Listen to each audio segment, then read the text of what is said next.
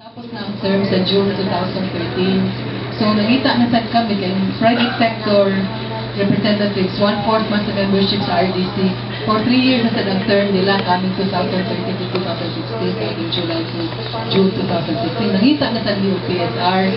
So, karon ang election ana sa PSR is August 19 to 30 sa each province o sa pagka-probinsya. Pero at this stage, nangita may private sector organizations na maoy mo nominate sa mga PSR nominees na mao ang pilihan sa Agosto. So, kaning time nga, April, Mayo, mauning time nga mo na solicit mi sa PSO na mo appeal mi, kaya namin kailang at na private sector rep nga maayo nga maka-appeal sa inyong pagplano, sa inyong pagplano sa mga polisiya, sa gobyerno, sa mga development plan, mo na among ipangita, no? So, nagsugod-sugod ang miyong suwat sa mga PSR organizations nga among na nag-participate na sa una.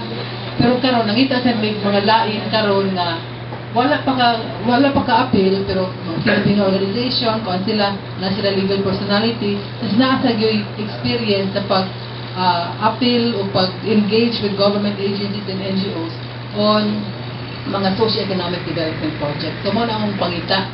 So, anyway, kay nana mo yung mga internet, nami, among mga ang guidelines nga i-approve sa RDC na sa www.rdc7.net.ph, tapos www.neda7.net.ph, kung para sa tanan, napa sa Facebook, no? So, www.facebook.com/rdc7.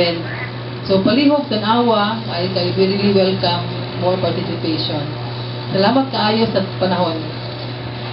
Okay, salamat kayo. May galan na pupusigin ang itong panagubal sa itong tulumanon ng itong Agio 7 din sa DY Mara ganang Bayan Cebu, ganun ka din sa PIA, may buntag ganun ka. Salamat.